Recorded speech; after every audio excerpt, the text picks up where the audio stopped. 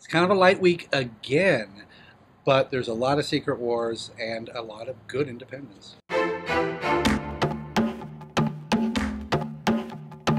All right, as always, there's tons of Secret Wars this week, every week, as we continue to delve into Battle World. No Secret Wars number 5, that should hopefully be next week, but some of the ones that are my favorite. You've got Maestro running with Ben Grimm, and in this particular issue, as you can see, we've got Oleg. I cannot wait to see that battle. Guardians of Knowhere. Out of all the books that are running with Secret Wars, most of them you can just pick up if it's something you enjoyed. There's a few that are really essential. Ultimate End is one of them. This one is another one too, because there's people on this ship that know something's off, know something's wrong, which could be pivotal to helping Reed and the others turn the tide on Doom. Infinity Gauntlet. Spider Island. Hopefully there'll be MJ in this one. Age of Apocalypse. This has probably been one of the biggest sellers.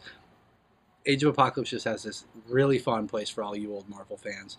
And for the new fans, a lot of you saw it in the cartoon or just reading it now. They've got the big compilations. Number 2 of that comes out tomorrow. Civil War. Tony and Cap were at a truce that has now been broken as we go into number 2, and the war continues. We Stand on Guard. The United States of America is invading Canada. All right. They'll tell us why, I assume, eventually. This is going to be hard to come up with something. But first issue was a lot of fun. It didn't hit me as hard as it hit some of the other people. Started out with us actually bombing them, the war commencing. Then we jump ahead to follow a little girl who we saw, whose family died, as she's growing up in that world.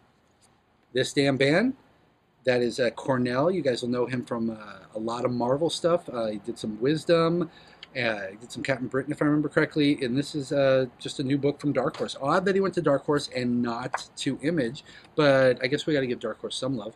Outcast, Kirkman continues. I've been watching the latest season of Walking Dead, and I'm not that impressed. I don't know, people just continue to make stupid decisions. The only one that I really like is, of course, still Rick and Michonne, because they just don't care, and they will do anything to keep their people safe. Kaptara, this man has been all over the place with Howard the Duck, his sex criminals.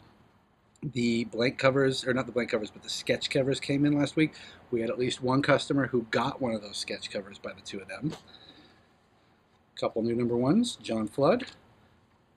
Dark Corridors.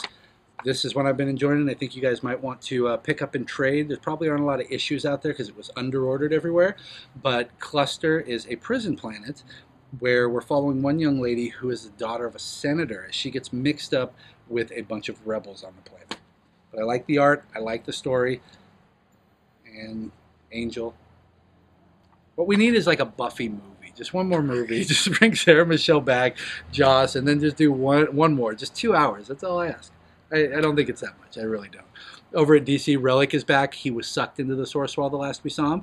And, well, we'll see how he got out. And I just wanted to show you this one because it has an incredible cover. Somebody needs to mess with that little kid. My favorite part is the little, what do they call those? There you go. Thank you. That is it, guys.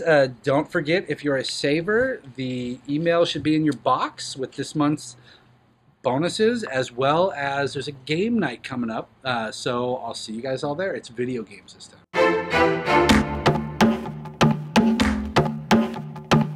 So here at Empire's Comics, one of the great things you get is free bags and boards with every new comic book. But it's always good to have, because you never know what's going to happen to your comics.